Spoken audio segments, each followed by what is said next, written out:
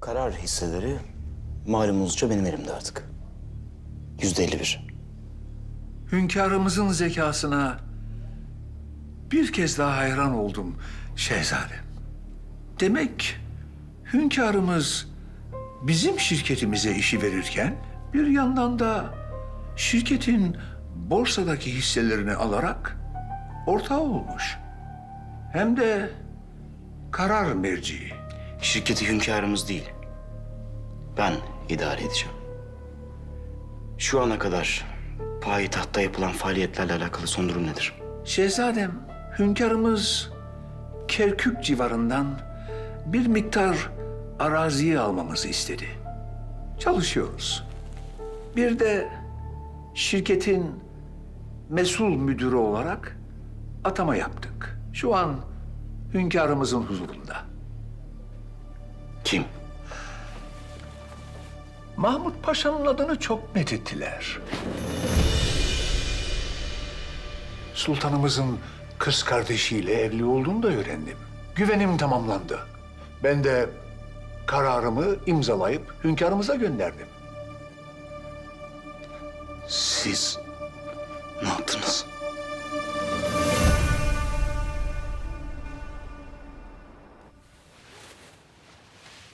Duvak içinde bu dantel işlemeli tül kullanalım diyorum. Ne dersin? Ben bunların hiçbirini beğenmedim. Yani hepsi fazla gösterişli. Hiçbiri içime sinmedi. Ama bak, görünce çok güzel olacağını anlayacaksın. Nasıl? Bence yere kadar uzansın.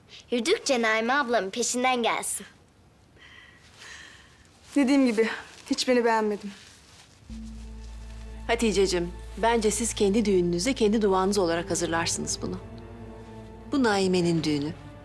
Onun istediği gibi olsun. Hay hay. Siz kalıp çıkarmaya başladınız mı? Ölçüleri aldım. Yarın sabaha çıkarmış olurum. Çok güzel, bakabilir miyim? Buyurun.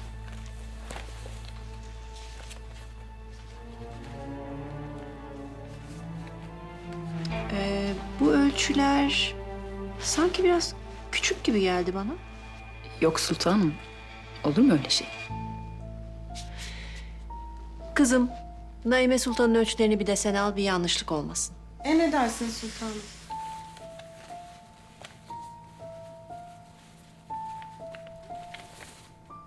Bakın, Firuze ablam da gelin oldu. Darısı başına Firuze. İnşallah sultanım. İnşallah dediğine göre gönlüm boş değil.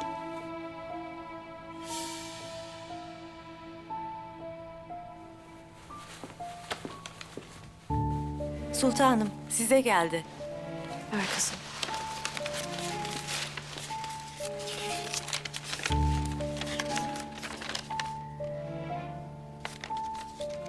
Hayırdır validem? Kötü bir haber değildir inşallah. Hayır kızım. Merak etme, kötü bir haber değil. Hadi bakalım, nerede kaldık? Hangisini seçtin Ya Naimeciğim? bu çok güzel değil mi validem? Çok güzel. Hünkârım. Şirket ile alakalı işlerimle meşgul olmam gerektiğinden müsaadenizi rica edeceğim. Tahsin Paşa, siz de benim saraya rahat girip çıkabilmem için bir vesika ayarlayınız lütfen.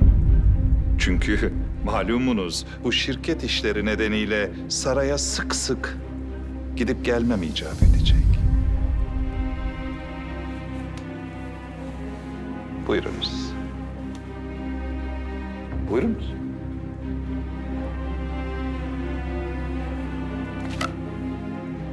Allah ömürler versin hünkârım. Allah ömürler versin. Allah ömürler versin. Gel. Sultanım. Gel.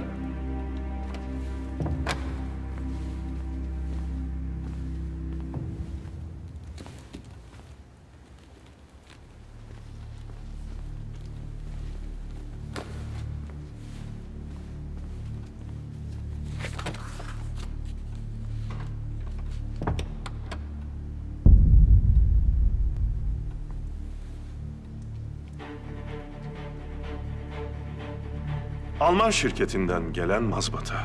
Bu mazbatada görevden azledildiğiniz yazıyor. Nasıl olur? Söyleyeyim Mahmut Efendi. Alman şirketinin karar hisseleri, yani hisselerinin çoğunluğu Abdülkadir Efendi'de. Bu da demek oluyor ki şirketin sahibi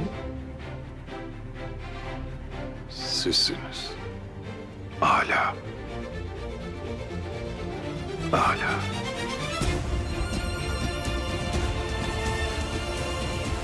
Asim Paşa, muhafızlara söyleyiniz. Mahmut Efendi'ye sarayın çıkışına kadar eşlik etsinler. Buyurun.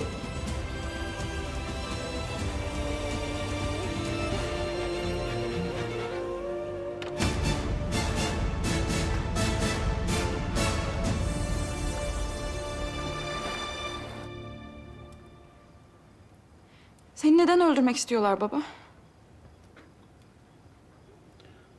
Hünkârımız bana bir vazife verdi.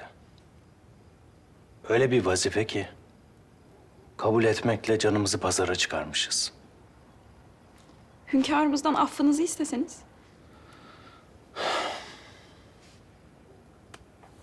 Eğer devlet vazifesi için bir gün ölürsem bu şeref sana bir ömür boyu yeter kızım. Buyurun. Paşam, Murat Efendi geldiler. Buyursunlar. Hadi artık üzülme. Şimdi bize biraz müsaade et, tamam mı?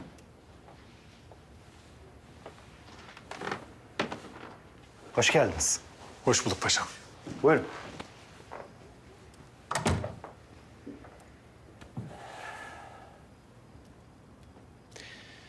Size bir can borcum var. Allah bahtınızı açık etsin. Sağ olun, var olun. Vazifemiz paşam. Allah sizi ailenize ve devletimize bağışlasın.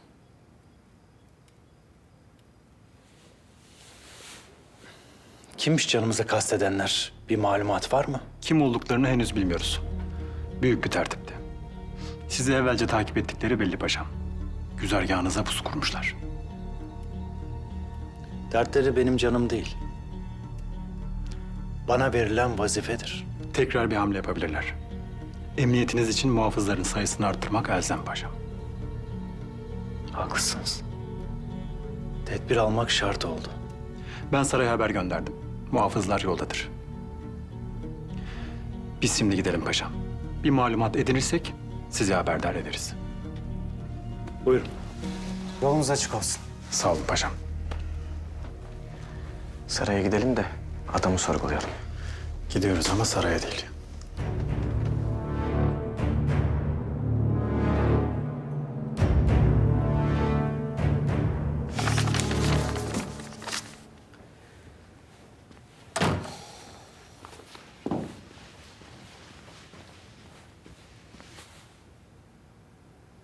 Dayından mektup var. Ne diyor, nasılmış? İyi değil.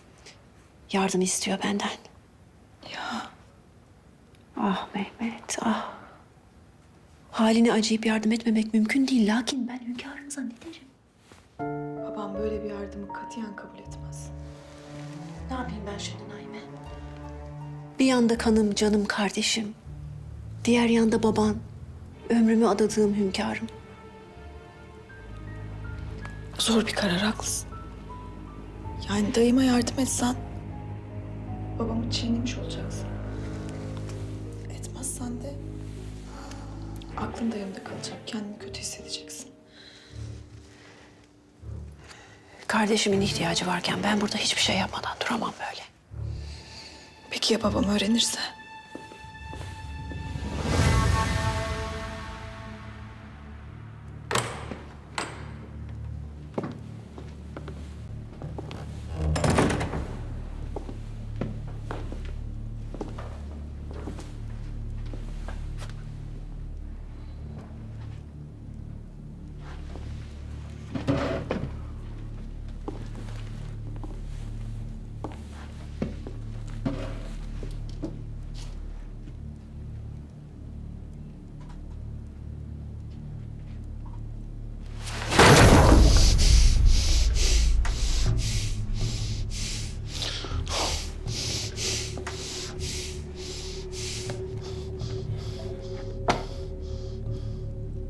Herhalde yalnız oturmaktan bıkmışsınızdır. Haydi biraz sohbet edelim seninle. Benim sizinle konuşacak hiçbir şeyim yok. Başka bir çaresi varmış gibi konuşuyor Marco. Abdülhamit'le ilgili bana her şeyi anlatacaksın. Ya güzel güzel, senin arzunla, yoksa Marco'nun yardımıyla. Tercih senin. Benden hiçbir şey öğrenemeyeceksiniz alçaklar. Bu foyanızı Abdülhamit meydana çıkartacak. Kaçacak delik bulamayacaksınız.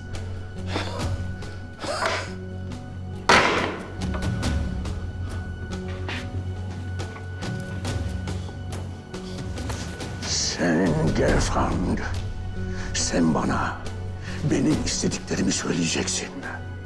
Yoksa şu ağzını nefes almak için bile açamayacaksın.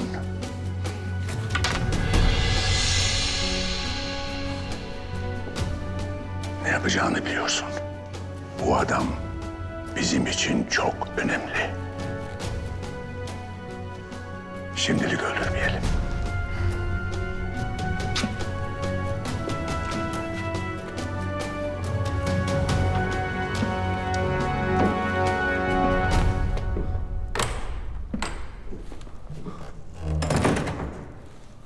Bu ne demek oluyor şimdi Firuze? Sen Bidar Sultan'ın kapısını nasıl dinlersin? Ben odanın önünden geçerken Bidar Sultan'ın sesini duydum. Hünkârımızın sözünü çiğnemekten bahsettiğini duyunca da donup kalmışım orada. Ne dedin sen? Bidar Sultan, Naime Sultan'a dayısının sefalet içinde olduğunu ve yardım istediğini söylüyordu. Demek Mehmet Paşa'dan haber aldı.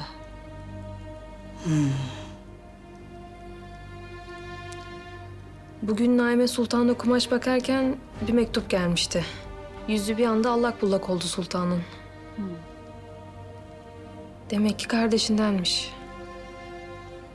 Öyle. Devrik Mehmet Paşa'dan. Hünkârımız ihanetine karşılık onu sürgüne yollamıştı. Bidar Sultan'ın kardeşiyle haberleşmesini ve görüşmesini men etmişti. Peki Bidar Sultan ne söyledi? Yardım edecek miymiş? Hünkârımızdan çekiniyor belli ki. Lakin yardım etmezse de bu defa içinin hiç rahat etmeyeceğini söyledi. Sizce ne yapacaktır? Kocama ve oğluma yardım ettiğim için beni hainlikle suçlamıştı. Bence aynı hainliği kendisi yapacak. Hünkârımızın buyruğuna karşı gelecek. Hünkârımızın bunu bilmesi hiç de iyi olmaz o halde. Hem de hiç iyi olmaz.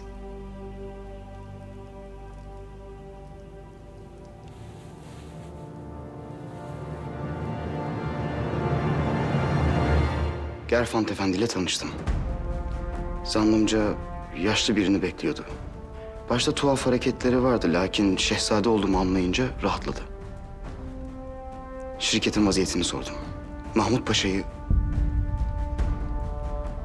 Mahmut Efendi'yi şirketin temsilcisi olarak görevlendirdiğini öğrendim. Derhal mazbata çıkarttık. Sizin de arzunuzun bu yönde olacağını tahmin ettim. Aferin evladım. Maşallah. Mahmut Efendi karşımızda bir zafer kazanacağını sanıp gelmiş. Lakin senin bu şuurlu kararın ona haddini bildirdi. Mühim bir vazife yapacaksın evladım. Bu vazifeyi yaparken, karar alırken evvela devletinin bundan zarar görüp görmeyeceğini düşüneceksin. Belki para kaybedeceksin. Belki sana zararı dokunacak. Gün gelecek belki bana zararı dokunacak. Lakin devletimize zararı olmamalı. Merak etmeyin hünkârım. Beni bu terbiyeyle yetiştirdiniz. Size ve devletime layık olacağım. Âlâ. Derhal çalışmalara başlayın.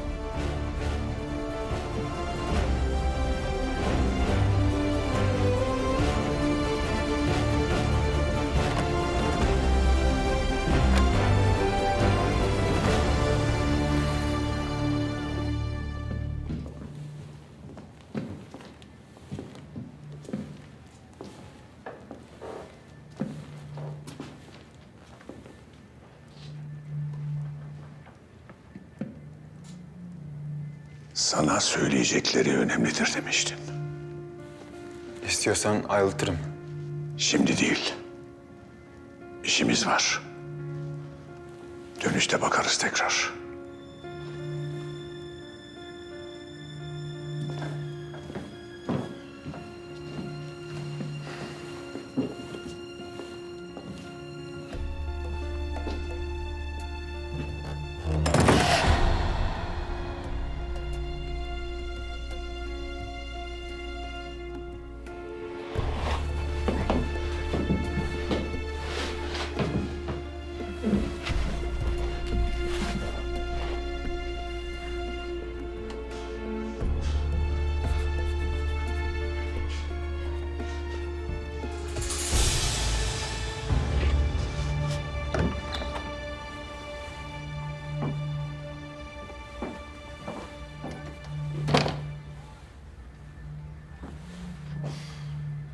Bunun ne işi var burada?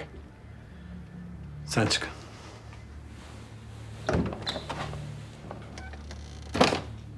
Şimdi saraya götürsek mahkemedir, muhakemedir. Oho, konuşturana kadar ihtiyarlardık. Bak şimdi burada ne güzel kendi usulümüzce konuşturacağız. Kendi usulümüze lüzum yok. İnsan gibi sorarız, cevabı da alırız. Var mısın lan iddiaya Söğütlü? Ne iddiası? Senin usulünle mi konuşacak yoksa benim usulümle mi? Kim ister ki insan gibi konuşmak yerine işkence görmek? O halde soralım kendisine. Evet bayım. Acaba bu işi kimin adına tertip ettiniz? Kazanamayacağım bir iddiaya girdin. Vallahi koçum, benim kaybedeceğim ne ki seninkinin yanında? Anlat kurtul.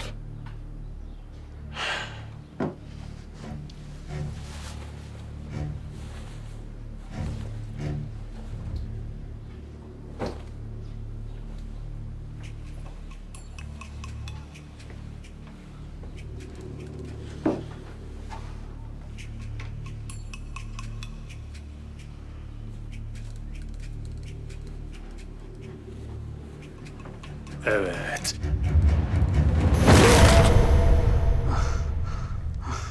Ne dersin Söğütlü? Konuşacak mı sence? Konuşur inşallah. Ben iddiayı kaybetmeye razıyım. O halde soralım yine kendisine. Selim Paşa'yı neden öldürmek istediniz?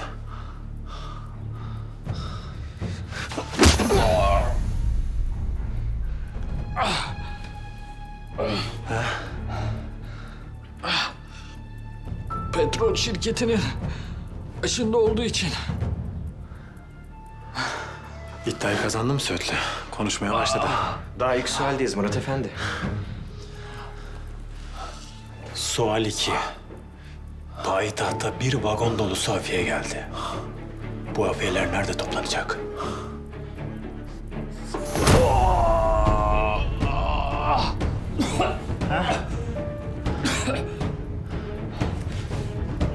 Galata yokuşunda. O Hannes meyhanesinin arkasındaki evde.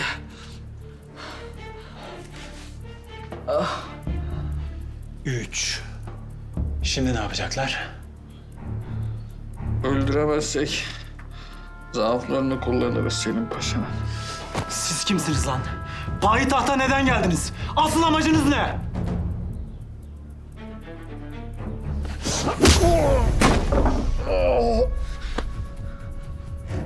İlafet!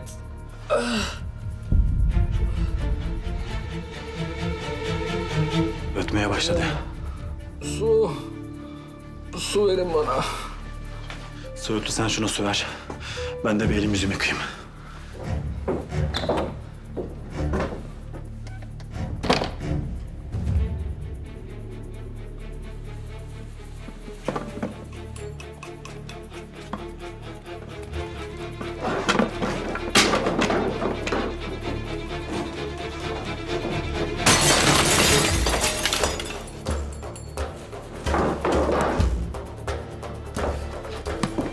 Ne yaptı Kefir öyle? Dur. Sen bakma. Geberdi gitti işte. Yapma ya. Benim de soracak suallerim vardı. Daha fazla konuşmazdı zaten. Şimdi Selim Paşa'nın zaafı kızı. Peki ya ilafet?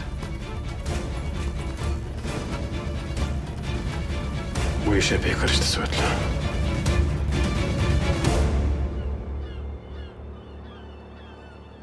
Yakala hadi. Şimdi seni yakalayacağım. Gel buraya küçük sincap. Bak seni yakaladım seni. Gıdıklanıyorum. Ah sana kurban olurum ben. Benim güzel sultanım. Oh. Of canım benim. Halacığım ben çiçek toplayacağım. Öyle mi? Peki hadi topla bakalım.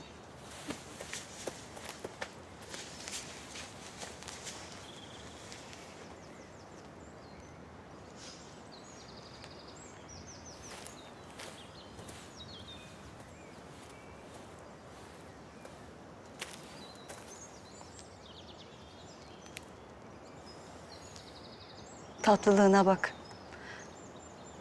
Şu halimle bir başkası yüzümü güldüremezdi eminim. Kader işte. Vidar Sultan sizi hünkârımızı ihanetle suçladı.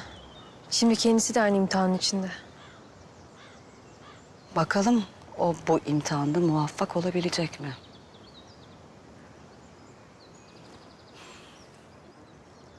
Sultanım, yeter bahçede çiçek bırakmayacaksınız sonra. Bana ne?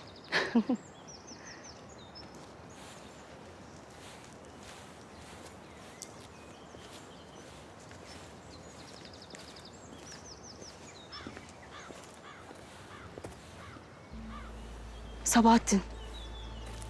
Hayırdır oğlum, ne oldu? Ne bu surat? Haklıymışsınız validem. Pederim saraydan gönderilmiş. Daha vazifeye başlamadan kovulmuş. Sana abim kabul etmez demiştim. Pederimi gönderen dayım değil. Kim? Abdülkadir. Abdülkadir mi? Ne diyorsun oğlum sen, nasıl? Dayım Abdülkadir'i şirkete hissedar yapmış. Onun ilk işi de pederimi kovmak oldu. Şu halimize bak. Abim, karısı, oğlu. Hepsi bize karşı. Sabahattin. Ne babana ne de bize yer yok artık bu sarayda. Biz bir an evvel başka bir çare arayalım kendimize oğlum. Bu şart oldu. Sultanım. Hünkârımız sizleri öğleden sonra huzuruna beklediğini söyledi. İkimizi de mi? Evet efendim. Anlaşıldı, gidebilirsin.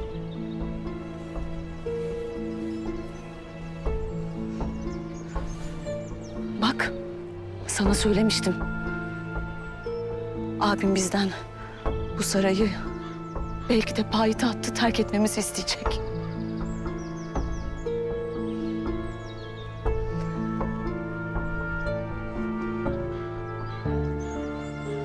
Ah Sabahattin.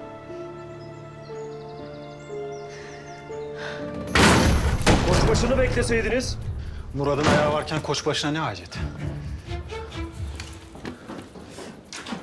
Söğütlü, bir dahakine hatırlat, koçbaşını bekleyelim. 2 kişi bu tarafa çıksın. 2 kişi de yan odaya baksın. Ne bulursanız toplayın.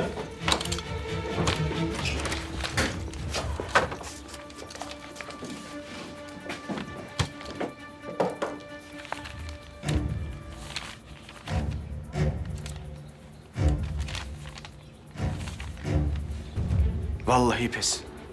Biz burada delil arıyoruz, sen yine çapkınlık peşindesin. Lan ne çapkınlığı, delil bu, delil.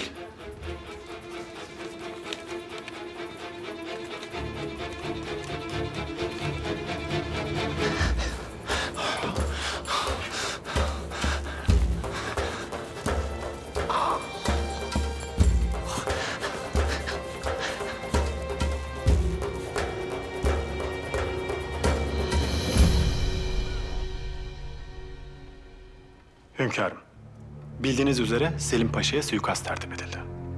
Lakin başarılı olamadılar. Ajanların hepsi öldü mü? Sağ ele geçirebildiğiniz oldu mu? Birini yakaladık hünkârım. Neden getirmediniz? Ölecekti, konuşturduk. Murat Efendi adamı sorguladı hünkârım. Ne öğrendiniz peki? Ajanların saklandığı bir evin adresini aldık. Baskın yaptık, lakin bir şey bulamadık. Biz gittiğimizde kaçmışlardı hünkârım. Evde bunu bulduk.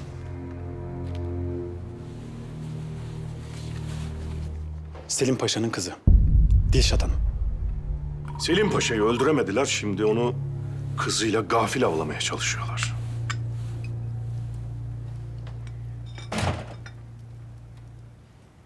Dilşat, kızım hiçbir şey yemedin. İştahım yok baba. Korkma kızım. Bir daha kimse böyle bir şeye kalkışmaya cesaret edemeyecek. Baba bak, tek başına gitme bir yere olur mu? Korumaları ayırma yanından. Merak etme. Artık istesem de istemesem de bir orduyla beraber dolaşmak zorundayım. Hem bu aralar sen de evden ayrılma, olur mu? Olmaz. Az kalsın unutuyordum. Benim yarın sahafa uğramam lazım baba. Bir edebiyat söyleşisine katılacağım. Hani sana bahsettiğim yazar var ya, onun söyleşisi. Dilşat, kızım mecbur kalmadıkça evden ayrılmanı istemiyorum. Biliyorum, çok haklısın baba. Ama sadece bir saatliğine. Hem biliyorsun orası evimize çok yakın. İstersen korumalardan biri eşlik eder bana, ha? Bak baba, bu benim için çok önemli. Lütfen. Peki ama o zaman güzel bir kahvaltı edeceksin. Ayrıca 1 saat. Sahaftan sonra oyalanmak yok. Hemen eve geleceksin, tamam mı?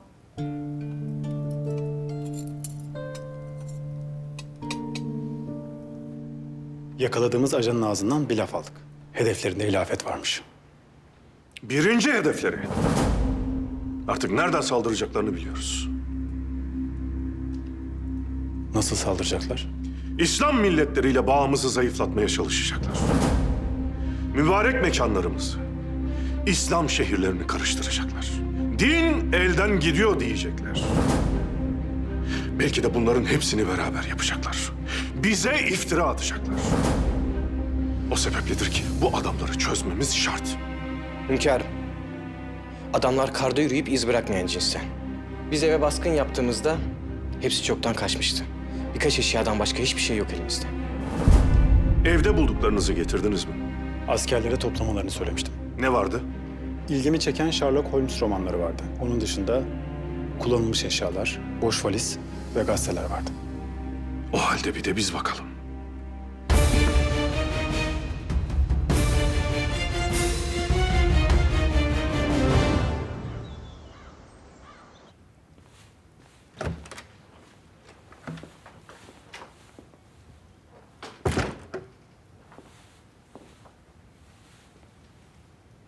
Hünkârımızın Sabahattin'le ikinizi çağırttığını duydum. Ne söyleyeceğini tahmin etmek zor değil. Lakin abimin ne söyleyeceğini bilmiyoruz daha. Abiniz şimdiye kadar size layık olduğunuzdan çok daha fazla merhamet gösterdi. Beyhude bekleyişiniz de herhalde bunun alışkanlığı olsa gerek. Seniha Sultan, siz burada içeriden, kocanız ve oğlunuz da dışarıdan hiç durmadan uğraştınız. Ama artık ne yapsanız da çaresi yok. İhanetinizin bedelini ödeyeceksiniz.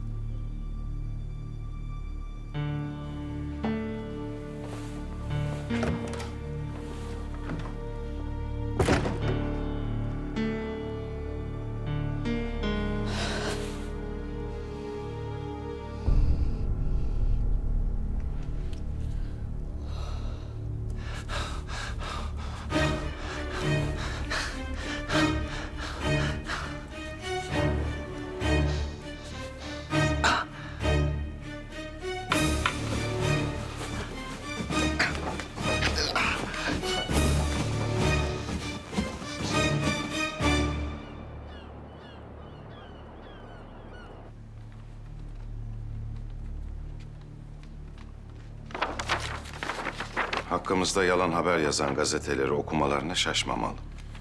Teşrin evvelin 12'si. Bu gazetenin 2 gün önceki nüshası var mı? Hazretmiştim hünkâr.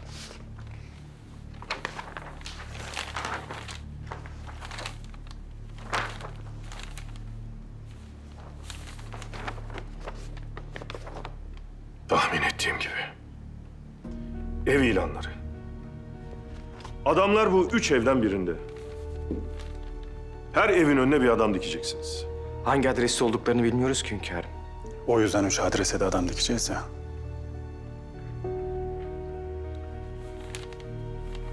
Şüpheli bir şahıs gördüğünüz vakit baskın yapacaksınız. Lakin temkinli olun. Tuzak olabilir. Emredersiniz. Emin olmadan harekete geçmeyin. Selim Paşa'nın kızını takibe alın. Peşinde ajanlar olabilir. Bir de yakaladığınız adamı bu kez öldürmeden bana getirin. Hünkârım, Selim Paşa'nın kızını takip edelim de hanımlara mahsus yerlere girecektir. Nasıl takip edeceğiz? Dert etmeyin. Ben o meseleyi çözeceğim.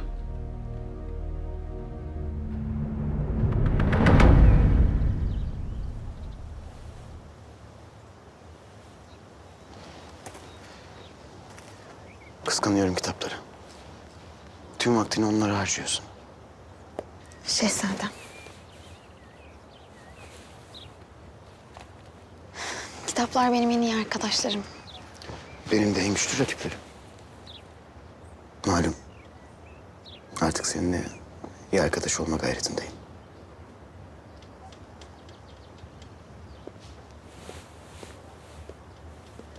Sultanım, bakın abiniz de oradaymış. Gidip bir selam verin bence. Tamam. Abi. Gel bakalım benim güzel kardeşim. Sultanım. Senin adın ne? Ahsen. Ahsen çok çalışkandır Şadiye, biliyor musun? Elinde hep böyle kitaplarla gezer. Tercümeler yapar. Bir sürü de lisan biliyor. İnşallah büyüyünce sen de onun gibi olursun. Sen Ahsen ablayı çok mu beğeniyorsun?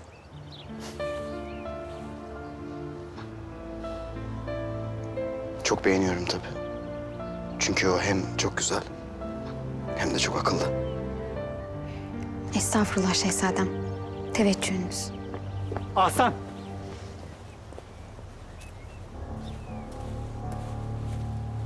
Şehzadem, müsaadenizle. Seni arıyordum ben de. Biraz konuşalım mı? Ne konuşacaksanız burada konuşabilirsiniz. Bir mahsuru yok. Hususi bir mesele şehzadem. Mühimdir. Şehzadem.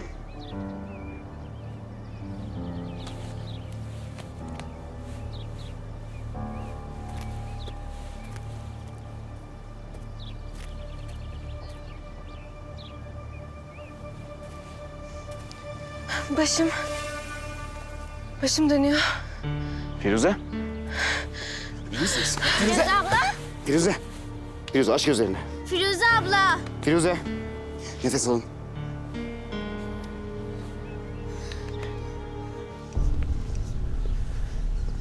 Ben de seni sarayda doğmuş büyümüş bir kız sanmıştım. Meğer meslektaşmışız. Söğütlü söylemese var ya, hayatta anlamazdım meslektaş olduğumuzu. Bense muhbir olduğunuzu sizi ilk gördüğümde anlamıştım. Ne yani? Benden daha iyi bir hafiye olduğunu mu iddia ediyorsun? Müsterih olun. Artık tercüme odasında kitapların arasındayım. Ben de seninle tam bu konuyu konuşacaktım. Sen şimdi sıkılmışsındır kapalı odalarda çalışmaktan. Bak sana açık havada her an yeni bir heyecan yaşayabileceğin, kendinde gizli kalmış kabiliyetlerini sergileyebileceğin bir vazife teklif ediyorum. Beni bu kadar düşündüğünüzü bilmiyordum. Sana bir özür borçluyum. Biraz zorla getirdim seni saraya. Lakin ben vazifemden memnunum. Ahsen dur. Bir dinle. Selim Paşa'nın başına gelenleri duymuşsundur. Mesulleri yakalayamadığınızı duydum. Öyle birkaç kişilik basit bir vukuat değildi bu Hasan. Arkalarında onları azmettiren büyük bir kuvvet var. Hepsini ortaya çıkarmak, yakalamak vakit alacak. Zaten aldığımız malumatta saldırının tekrarlanacağı yönünde. Selim Paşa'nın korunması için gerekli ihtimamı gösteriyorsunuzdur sanırım. Selim Paşa da Kızıl Dilşat da koruma altında. Lakin sineklerden bataklığı kurutmadan kurtulamayız. Benden ne istiyorsunuz? O hafiyeleri yakalamamız için bize ipucu lazım. Aradığımız ipucu da Dilşat'ın etrafında dolaşıyor diye düşünüyoruz. Biz malum ne kadar istesek de kendisine tabiatımız gereği senin kadar yaklaşamayız. Benden Dilşat'ı takip etmemi, eğer mümkünse onunla arkadaş olup sürekli yanımda olmamı istiyorsunuz.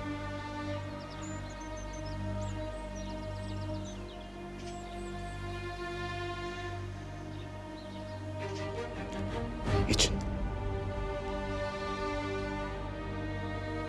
İyi misin? Hekim çağırmamı ister misin? Gerek yok. Bir an kendimden geçtim.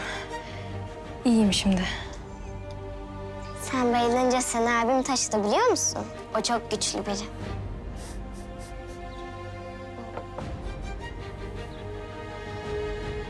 Sağ olun şehzadem.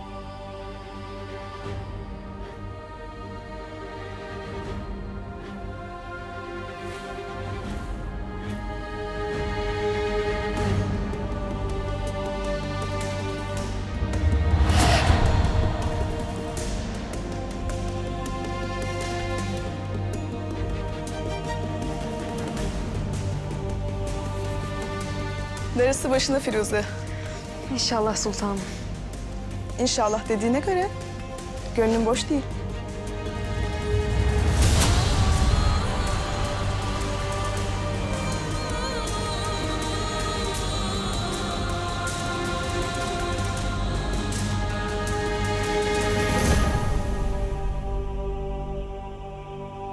Mahmut Efendi'yi karşımda gördüğüm vakit iki şey düşündüm Gerfant Efendi. Bir, ihanetin en yakınından gelince kahrettiği. İki, dostların her daim ihanete yakın olduğu. Hünkârım, sizin itimadınızı sarstığımı düşünüyorum. Ama beni tanıyın. Benim için dostluk mevzu bahis ise paranın, işin, ticaretin bir önemi yoktur.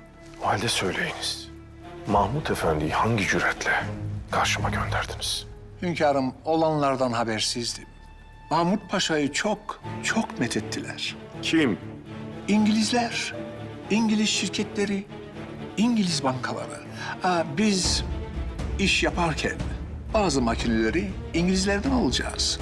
Pek tabii İngiliz bankalarından da kredi kullanacağız.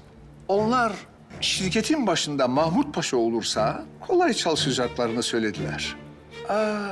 Bir de Mahmut Paşa'nın hala makbul olduğunu sanıyordum. Payitahtta iş yapacaksanız Gerfant Efendi, kimin makbul olduğunu, kimin makbul olmadığını bileceksiniz. Hünkârım, İngiliz bankaları Mahmut Paşa'nın seçilmesi halinde %1 ucuz kredi vereceklerdi. Bütün iş düşünülünce çok büyük kâra geçilecekti. Efendi, biz devletimizi %1'e satmayız.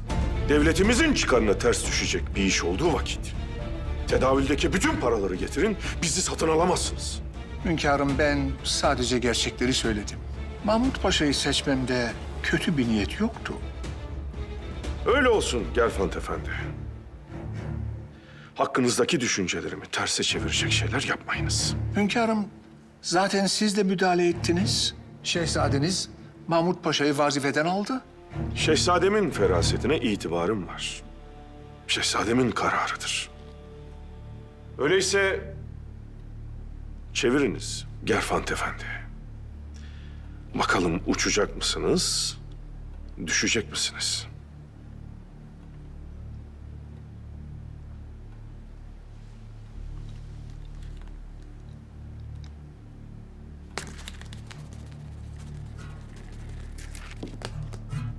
Sohbet etsek. Ne demek hünkârım? Yani dost olmayanlarla düşüp kalkmak, konuşmak demek.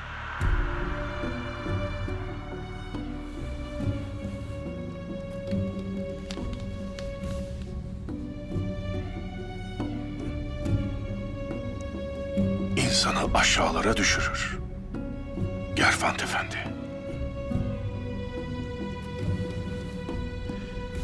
İtibar ve güven kazanmak için yolun başındasınız.